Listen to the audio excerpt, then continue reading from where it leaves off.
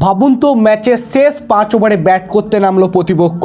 সামনে একদিকে 145 কিলোমিটার প্রতি ঘন্টার গতিতে ছোটা পেসার, আর একদিকে একজন স্পিনার যাকে ডেথ ওভারে মারতে গিয়ে ব্যাটাররা হামেশাই ভুল করে বসেন। এই দুই বোলার যদি একই সঙ্গে কলকাতা নাইট রাইডার্সের হাতে থাকেন, তাহলে 2027-এ কেকেআরের জন্য সবথেকে বড় শক্তি কোথায় হতে পারে সেটা আন্দাজ করা কিন্তু কিছু কঠিন নয়।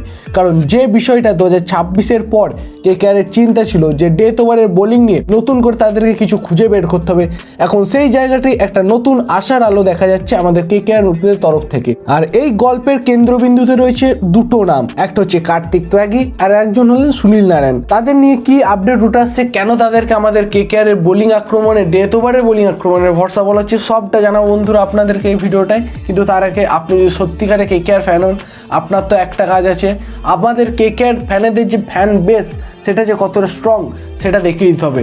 তাই আপনার কাছে আমার একটা অনুরোধ, অবশ্যই ভিডিওটা একটা মন থেকে লাইক করে দিন আর কমেন্ট বক্সে গিয়ে লিখে দিন আমি কেকেআর। আর কেকেআর রিলেটেড সমস্ত আপডেট সবার আগে পেতে ডিসক্রিপশন বক্সে থাকা লিঙ্কে ক্লিক করে অবশ্যই টেলিগ্রাম এবং হোয়াটসঅ্যাপ চ্যানেলে জয়েন হতে ভুলবেন না, কারণ ওখানে আপনার মতো অনেক কেকেআর ফ্যান জয়েন হয়েছে। তাহলে চলুন এরপর আসল ঘটনাটা আসা যাক। কার্তিক ত্যাগীর নাম নতুন নয়, তার গতি নিয়ে আগেও আলোচনা হয়েছে, কিন্তু এবার যে জিনিসটা নজর কেড়েছে তার, সেটা শুধু তার গতি নয়, গতি, লাইন, লেন্থ, ইয়র্কার তিনটি একসঙ্গে কাজে লাগাচ্ছেন তিনি।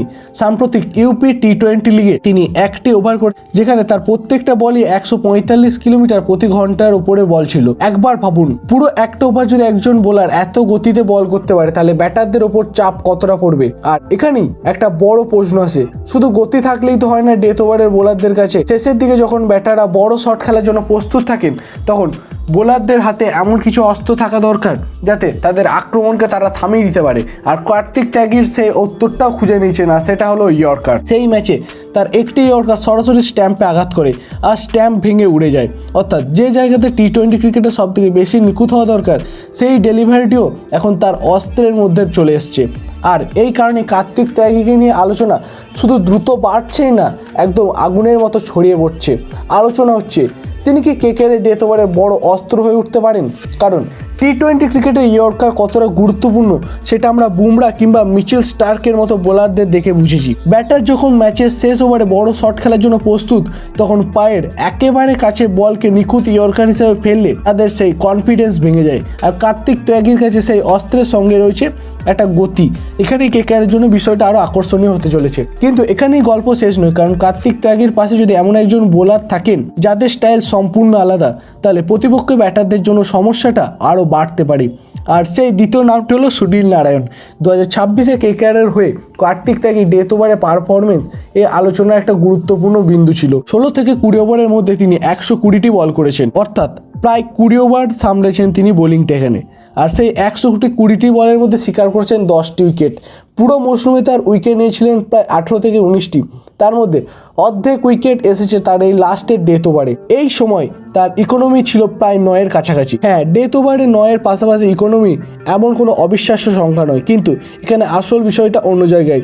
তিনি শেষ ওভারগুলিতে উইকেট এনে দিতে পেরেছেন, এমনকি একটি ম্যাচে তার গতি দিয়ে তিনি ম্যাচের পরিস্থিতি বদলে দিয়েছেন, যেখানে বেশি রান না দিয়ে 5-6 রানের মতো খরচ করে দলকে জিতাতে তিনি সাহায্য করেছেন। তাই কেকেআরের হাতে এমন একজন বোলার রয়েছে যাকে চাপের সময় শেষের দিকে ব্যবহার করা যাবে। এবার ভাবুন, এই প্রান্তে কার্তিক আর অন্য প্রান্তে রয়েছেন সুনীল নারায়ণ। এখানে কেকেআরের জন্য আসল পরিকল্পনা তৈরি হচ্ছে। আমার মতে সুনীল নারায়ণকে শুধু পাওয়ার প্লে কিংবা মাঝের ওভারে বোলিং করলেই চলবে না, পুরো ক্ষমতা এবং পুরো ম্যাচেই তাকে ব্যবহার করতে হবে।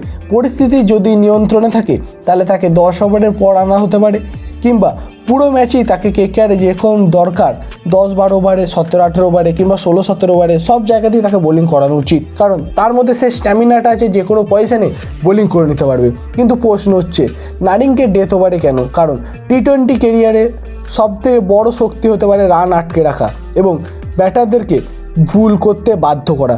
ডেথ ওভারে তার ইকোনমি প্রায় 7-এর পাশাপাশি, আর পুরো টি20 ক্যারিয়ার দেখলে তিনি 5.3-এর কাছাকাছি ইকোনমি আছে তার। এত দীর্ঘ ক্যারিয়ারে এই ধরনের ইকোনমি নিজেই বলে দেয় যে ব্যাটাররা তাকে দেখে কতটা ভয় পায় তার সামনে বড় শট খেলতে, ব্যাটাররা তার সামনে কতটা সামলে ব্যাটিং করে তার ফিরকির জাদুতে। আর এবার একটা কিন্তু ছবি পরিষ্কার করে দেখুন, কার্তিক থেকে কী দিচ্ছেন? গতি দিচ্ছেন, ইয়র্কার দিচ্ছেন, সরাসরি আক্রমণ করছেন। আর সুনীল নারায়ণ কী দিচ্ছেন? গতি কমিয়ে ব্যাটারদের টাইমিংটাকে নষ্ট করে দিচ্ছেন, রান আটকে রাখছেন এবং চাপ তৈরি করছেন। অর্থাৎ একই জায়গায় দুজনকে দাঁড় করিয়ে দিলেও তাদের অস্ত্র এক নয়। আর এটাই আসল জুটিটা হতে চলেছে আমাদের কেকেআরের জন্য একটা বিশাল ভয়ঙ্কর বোলিং আক্রমণের জুটি। তবে এখানে একটা বিষয় আছে, সেটা কেকেআর টিম ম্যানেজমেন্টের মাথায় রাখতে হবে। শুধু দুজন ভালো বোলার থাকলেই হবে না, তাদের ওভার কখন ব্যবহার করা হচ্ছে সেটাও গুরুত্বপূর্ণ। কার্তিককে যদি খুব তাড়াতাড়ি ব্যবহার করে ফেলা হয় তাহলে শেষের দিকে রানের গতি কিন্তু আটকানো যাবে না, তার গতিকে কাজে লাগানোর সুযোগও থাকবে না। আবার নারিনকে যদি একেবারে শুরুতেই সব ওভার করে নেওয়া হয় তাহলে শেষ 5 ওভারে তার অভিজ্ঞতাকে কাজে লাগানো যাবে। সুতরাং পরিকল্পনাটা পরিস্থিতি অনুযায়ী বদলাতে হবে। ম্যাচে যদি নিয়ন্ত্রণে থাকে নারিনের ওভার পিছিয়ে রাখার প্রয়োজন হতে পারে, না হতেও পারে। আবার কার্তিক থেকে এমন সময় আনতে হতে পারে যখন প্রতিপক্ষর ফিনিশাররা ক্রিজে এসে বড় শট খেলার জন্য পুরোপুরি প্রস্তুত, কারণ সেই সময় 145 কিলোমিটার গতিতে ইয়র্কার সবথেকে বেশি কাজে লাগবে।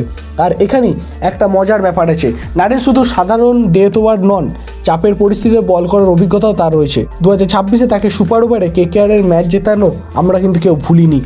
আর সুপার ওভারে তার অভিজ্ঞতা যে কাজে লাগিয়েছিল, ম্যাচ যখন একেবারে শেষ সীমায় চলে যায় তখন সুনীল নারায়ণের উপর ভরসা করা হয়েছিল, তার অভিজ্ঞতাকে কাজে লাগিয়েছিল কেকেআর। এখন দুটো বিষয়কে একসঙ্গে রাখুন, একদিকে কার্তিক ত্যাগের গতি আর অন্যদিকে সুনীল নারায়ণের নিয়ন্ত্রণ। একজন ব্যাটারের ওপর শারীরিক এবং টাইমিংয়ের চাপ তৈরি করে দেবে এই দুই বোলার একসাথে। 2027-এর জন্য কেকেআরের বোলিং নিয়ে আলোচনা করতে গেলে এই জুটিকে উপেক্ষা করা কিন্তু কঠিন হবে। তবে একটা বিষয় এখনও মনে রাখতে হবে, এই আলোচনা তখনই বাস্তব শক্তিতে পরিণত হবে যখন কেকেআর সঠিকভাবে ওভারগুলো ব্যবহার করবে। ধরুন শেষ 5 ওভারে দুজনের মধ্যে 5টি ওভার ভাগ করা হলো, 3 ওভার কার্তিকের, 2 ওভার নারিনের। তখন প্রতিপক্ষের ফিনিশারদের সামনে পরিস্থিতি কেমন দাঁড়াবে? 3 ওভারে গতির আক্রমণ আর 2 ওভারে এমন স্পিন যেখানে ব্যাটাররা প্রতিটা বল কি সামলে খেলতে বাধ্য হবে। আর এখানেই 2027-এ কেকেআরের জন্য সম্ভাব্য সব সুবিধা লুকিয়ে আছে আমাদের কেকেআরের জন্য। কারণ কোনো দল শুধু বড় রান করে ব্যাটিং নিয়ে পুরো টি20 টুর্নামেন্ট জিততে পারে না। গুরুত্বপূর্ণ মুহূর্তে উইকেট নেওয়া এবং রান সামলানো, সেটা আমাদের জয়ের জন্য একটা বড় অবদান রাখে। তাই 2027-এর আগে যদি কার্তিক ত্যাগী এই গতি, লাইন লেন্থ এবং ইয়র্কারের ধারাবাহিকতা ধরে রাখতে পারেন, সুনীল নারায়ণে তার পরিচিত নিয়ন্ত্রণ করে রাখতে পারেন, তাহলে কেকেআরের হাতে ডেথ ওভারের জন্য একটা আলাদা ধরনের জুটি তৈরি হতে পারে। সবথেকে বড় কথা, এই দুজনের মধ্যে একজন ভারতীয় পেসার আর আরেকজন নন ভারতীয় পেসার, যেটা কেকেআরের পরিকল্পনাতে একটা গুরুত্বপূর্ণ ভূমিকা পালন করবে। কারণ অন্য মিচেল স্টার্ক, জস হেজেলউড, প্যাট কামিন্সের মতো অস্ট্রেলিয়ান বোলারদের নিয়ে 2027-এর উপস্থিতি নিশ্চিত করে ধরে নেওয়া যাচ্ছে না। ফলে ভারতীয় বোলারদের বিকল্প হিসাবে রাখাটা কিন্তু আমাদের কেকেআরের জন্য একটা আলাদাই প্লাস পয়েন্ট হতে পারে। তাহলে শেষ প্রশ্নটা আপনাদের জন্য, কার্তিক ত্যাগীর এই গতি, ইয়র্কার কি সত্যিই তাকে কেকেআরের বড় ডেথ ওভারের অস্ত্র করে তুলতে পারে আমাদের কেকেআরের জন্য? আর সুনীল নারায়ণ শেষ 5 ওভারের মধ্যে অন্তত 2টো ওভার পাওয়ার যোগ্য যদি কেকেআর সেই বোলারদের ওপর ঠিকঠাকভাবে ব্যবহার করে, তাদের উপর ঠিকঠাকভাবে ভরসা করে, তাহলে 2027-এ তাদের ডেথ বোলিং নিয়ে দলের সবথেকে বড় একটা শক্তি হয়ে উঠবে। এখন আপনাদের পালা, আপনাদের কি মনে হচ্ছে এই দুই বোলার আমাদের কেকেআর দলের জন্য 2027-এ কতটা গুরুত্বপূর্ণ ভূমিকা পালন করতে চলেছে? তারা কি পারবে তাদের দমে আমাদের কেকেআর দলকে 2027-এ চ্যাম্পিয়ন হওয়ার দিকে এগিয়ে নিয়ে যেতে? এই বিষয়ে আপনাদের কি মত অবশ্যই কমেন্ট বক্সে লিখে জানাতে ভুলবেন না। ভিডিওটি ভালো লাগলে বন্ধুরা অবশ্যই এটা মন থেকে লাইক করে দেবেন এবং চ্যানেলে নতুন হয়ে থাকলে চ্যানেলটি সাবস্ক্রাইব করে পাশে থাকা বেল আইকনটা অবশ্যই প্রেস করে দিন। তো বন্ধুরা আজকের জন্য এই পর্যন্তই। ভালো থাকুন, সুস্থ থাকুন এবং কেকেআর রিলেটেড আপডেট পাওয়ার জন্য আমাদেরকে সাপোর্ট করতে থাকুন। জয় হিন্দ, জয় কেকেআর।